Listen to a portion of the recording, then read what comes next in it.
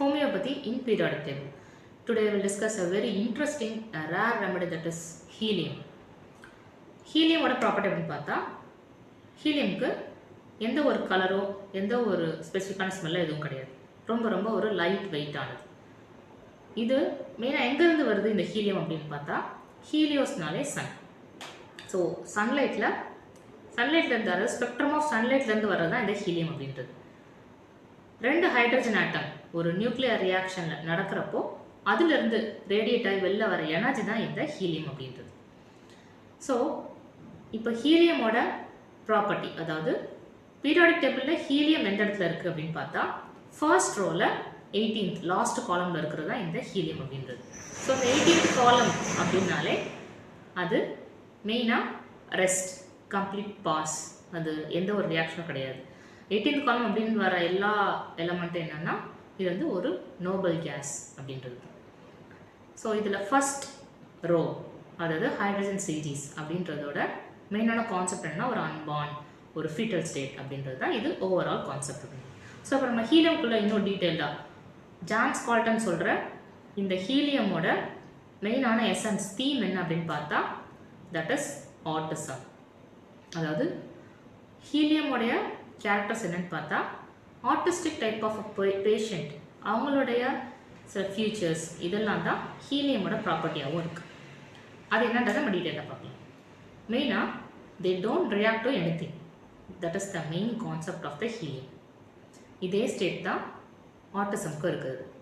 Withdrawal of the individual, அதாவது ஒரு individual அப்படின்னா அவங்களுக்கு certain expressions, emotion, action, reaction இந்த மாதிரி சில ஃபீச்சர்ஸ் இருக்கும் இண்டிவிஜுவல் அப்படின்னாலே. ஸோ இது எல்லாமே கம்ப்ளீட் வித்ட்ராயல், இதெல்லாம் இல்லாமல் இருக்கிறது தான் இந்த ஹீலியமுடைய property. They prefer to stay in themselves to experience their own being. அவங்களுக்குள்ளே ஒரு லாக்டப் ஃபீலிங், ஒரு சர்வைவல் இருக்கும், ஃபிசிக்கல் ப்ரெசன்ஸ் இருக்கும், அதை தாண்டி ஒரு பெரிய ஒரு எஃபர்ட்டோ இல்லை ஆக்ஷன் ரியாக்ஷனோ ஒரு கான்டாக்டை மேக் பண்ணுறது அந்த மாதிரி எந்த ஒரு ரியாக்ஷனுமே இருக்காது. That is the helium type of a people. And they not interested in finding out values and meaning in life. They just simply live. Then incarnation, they just accept they are here but they don't want to be involved. This is the typical state of the autism. அதாவது இது ஒரு incarnation, அதாவது ஒரு foetal ஸ்டேட்டை குறிக்குது. எப்படின்னா இது row 1லையும் வர்றதுனால இந்த ஹீலியம் அப்படின்றது அன்பார்ன் ஸ்டேட். இந்த ஃபீட்டல் ஸ்டேட் அப்படின்றது எப்படின்னா தே just live, they simply live.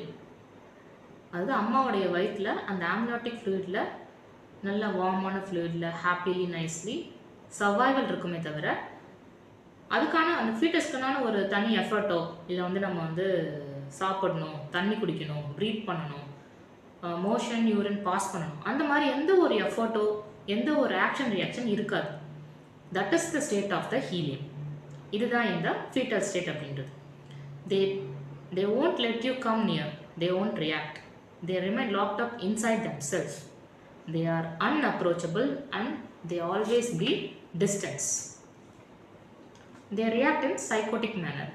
In the first row and second row, இந்த ரெண்டு ரோல வர most of the elements வந்து mind level, mental disorders, dementia, இந்த மாதிரி depression, psychotic state of people, இந்த மாதிரி ஸ்டேட்டில் வர்றது தான் இந்த ஃபர்ஸ்ட் ரெண்டு ரோ அப்படின்றது. ஸோ இதில் sense of reality has not been developed and they don't know who they are. அவங்களுக்கு அந்த ஐடென்டிட்டி, வேல்யூஸ் இதை பற்றின ஐடியாஸ்லாம் சுத்தமாகவே இருக்காது. Then chronic hospitalization syndrome seen in psychiatric patients.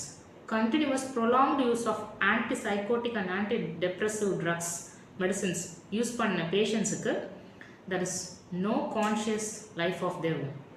அவங்களுக்கு அந்த சுய நினைவு அப்படின்றதே இல்லாமல் இருக்கிறது. இந்த க்ரானிக் ஹாஸ்பிட்டலைசேஷன் சிண்ட்ரோம் அப்படிங்கிறதுக்கு ஹீலியம் வந்து ஒரு well known remedy. Then unborn rest, fetal state அப்படின்றது.